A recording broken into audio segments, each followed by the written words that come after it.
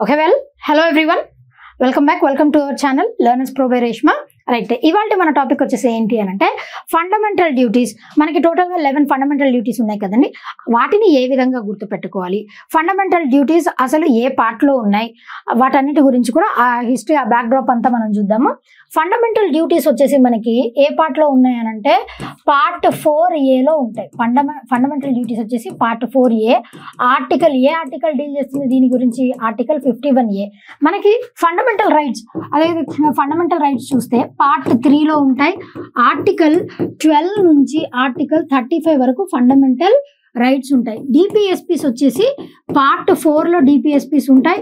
Article 36 నుంచి article 51 వరకు మనకి డిపిఎస్పీస్ అన్నవి, directive principles of state policies అన్నవి ఉంటాయి పార్ట్ 4లో. అండ్ ఫండమెంటల్ డ్యూటీస్ వచ్చేసి పార్ట్ 4Aలో ఆర్టికల్ 51Aలో ఉంటాయి.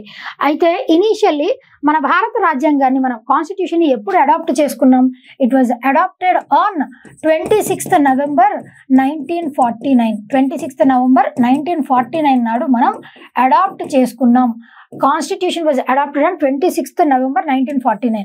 కేమ్ ఇన్ టు ఎఫెక్ట్ ఎప్పుడు అని అంటే 26th January 1950 ఎఫెక్ట్ లోకి వచ్చింది. Came into effect 26th January 1950. అందుకే దీనిని 26th January is celebrated as Republic Day and 26th November is celebrated as constitutional డేగా మనం సెలబ్రేట్ చేస్తాం. ఈ రెండు కూడా ఇంపార్టెంట్. సరే, దీని తర్వాత మనకి ఫండమెంటల్ డ్యూటీస్, ఫండమెంటల్ రైట్స్ అంటే ఏంటి? మనకు ఉండేటువంటి హక్కులు, దానికి వైలేషన్ జరిగితే ఖచ్చితంగా మనం హైకోర్టు, అదేవిధంగా డిస్ట్రిక్ట్ కోర్ట్స్, సబార్డినేట్ కోర్ట్స్, ఇవన్నీ వీటన్నిటితో పాటు సుప్రీంకోర్టుని కూడా అప్రోచ్ అయ్యి దానికి ఏమన్నా ఉల్లంఘన జరిగితే మనం ఆ రైట్స్ని వెనక్కి తెచ్చుకోవచ్చు. అంటే fundamental rights are justiciable in nature. They are justiciable in nature, whereas DPSPs and fundamental duties ఇవి నాన్ జస్టిషియబుల్ ఇన్ నేచర్. వీటికి ఏ విధమైనటువంటి వైలేషన్ జరిగినప్పటికీ కూడా మనము ప్రశ్నించడానికి ఉండదు.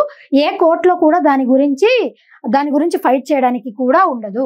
మీకు ఎగ్జామినేషన్లో fundamental rights, DPSPs, fundamental duties, ఈ మూడిట్లో జస్టిషియబుల్ ఇన్ నేచర్ ఏవి అని అంటే ఓన్లీ ఫండమెంటల్ రైట్స్ మాత్రమే, మిగతా రెండు non justiciable in nature.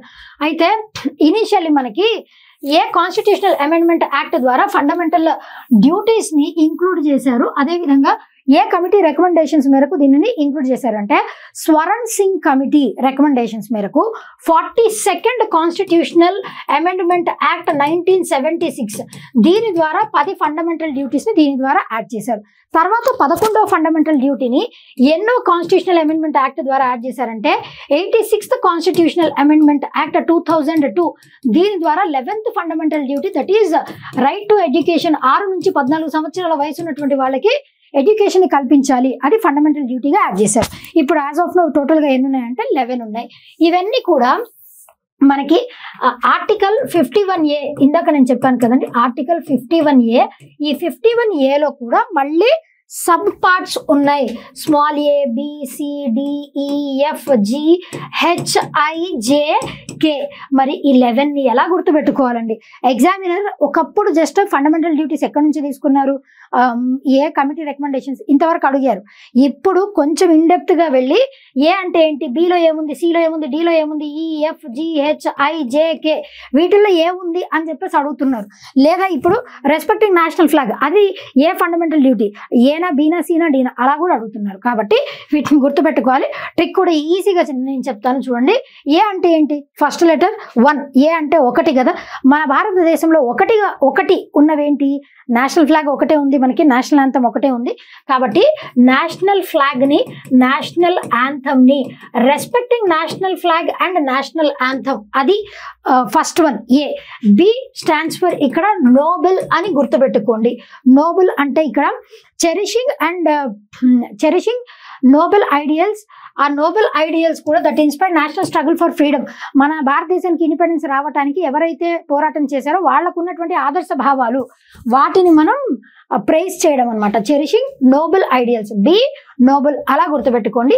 C సుయ్ అని గుర్తుపెట్టుకోండి, కొంచెం మసిలీగా ఉండొచ్చు. సి సుయ్ సావరెనిటీ, యూనిటీ, ఇంటిగ్రిటీ, ఆ విధంగా preserving sovereignty, unity, integrity of India, that is C. D stands for what అని అంటే defend. D defend and render the service whenever necessary. మన భారతదేశానికి ఎప్పుడు అవసరం ఉంటే మన సర్వీస్ అప్పుడు అందించాలి. ఇప్పుడు చూడండి, ఇండియాకి పాకిస్తాన్కి మధ్య వార్ లైక్ సిచ్యువేషన్ వచ్చింది. సపోజ్ వార్ జరిగిందే అనుకోండి, అప్పుడు మన చేతనైన సహాయం మనం చేయాలన్నమాట. దట్ ఈజ్ ఇంకా డిజాస్టర్స్ వచ్చినప్పుడు కానీ ఇలా వార్ టైమ్ యాక్టివిటీస్ ఎప్పుడైనా జరిగినా మన సహాయం అందించాలి. Defend the country. D stands for. E అనంటే ఈక్వాలిటీ అని ఎగ్జాక్ట్ గా చెప్పలేము, కానీ ఈ ఈక్వాలిటీ కొంచెం సిమిలర్ గా ఉంటుంది. ఇక్కడ ఈ వచ్చేసి ఏంటి అనంటే ప్రమోట్ బ్రదర్హుడ్ ని ప్రమోట్ చేయాలి. అదే విధంగా బ్రదర్హుడ్ ని ప్రమోట్ చేయడం, హార్మోనీ బ్రదర్హుడ్ దానిని ప్రమోట్ చేయడం. ఎఫ్ స్టాండ్స్ ఫర్ వాట్ అనంటే ఎఫ్ ఫారిన్. ఇలా గుర్తుపెట్టుకోండి. మన భారతదేశంలో ఎన్నో రకాలైనటువంటి కల్చర్స్ ఉన్నాయి. అదేవిధంగా ఫారిన్ ఇన్ఫ్లుయెన్స్ మన భారతదేశం మీద ఉన్నప్పటికీ కూడా మన భారతదేశంలో ఉన్నటువంటి కల్చర్ని మనం ప్రిజర్వ్ చేసుకోగలడం. ఫారిన్ ఇన్ఫ్లుయెన్స్ ఉన్నప్పటికీ కూడా మన కల్చర్ని మనం ప్రిజర్వ్ చేసుకోవడం. To value and preserve the rich heritage of India's composite కల్చర్ని ప్రిజర్వ్ చేసుకోవడం ఫారిన్ ఇన్ఫ్లుయెన్స్ ఉన్నప్పటికీ కూడా. G stands for what? Greenery.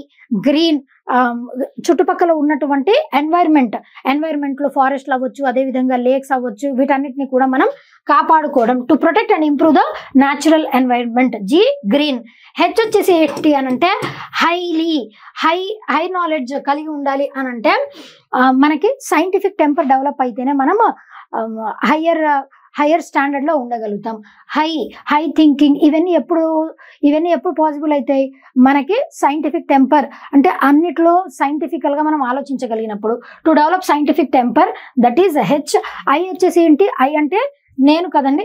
ఇప్పుడు సింపుల్ గా నేను నా వరకు మాత్రమే చూసుకోకుండా ఇక్కడ దేశం వరకు కన్సిడర్ చేస్తున్నాం కాబట్టి to safeguard public property. మన ఇంటి వరకు మనం చూసుకోకుండా ఇండియాలో ఉన్నటువంటి పబ్లిక్ ప్రాపర్టీ, అది roadways, waterways, airways ఏవైనప్పటికీ కూడా, పార్క్స్, మ్యూజియంస్, వీటన్నిటిని ఇవి పబ్లిక్ ప్రాపర్టీ కిందకి వస్తాయి కదా, వాటన్నిటిని కూడా సేఫ్ గార్డ్ చేయటం. ఐ అంటే నా వరకు నేను చూసుకోకుండా పబ్లిక్ ప్రాపర్టీని కూడా సేఫ్ గార్డ్ చేయడం. Opposite one. జే వచ్చేసి ఏంటి అనంటే జాయ్ లేదా జాబ్. ఇట్లా గుర్తుపెట్టుకోండి. జాయ్ లేదా జాబ్ మనకి ఎప్పుడు వస్తుంది? అన్ని రంగాలలో ఎక్సలెన్స్ కనబరిచినప్పుడు మనకి జాయస్ గా ఉంటాం, లేదా జాబ్ కూడా వస్తుంది మనకి.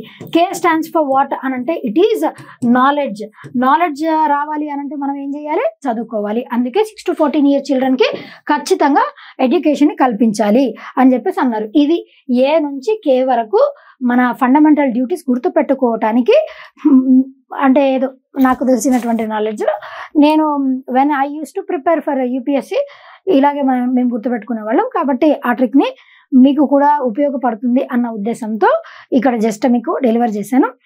ఒకవేళ ఇది ఈజీగా ఉంది, యూస్ఫుల్గా ఉంది అనంటే మీరు గుర్తుపెట్టుకోండి. లేదు అనంటే మీకు ఏదైతే ఈజీ ట్రిక్ అనిపించిందో అది గుర్తుపెట్టుకోండి.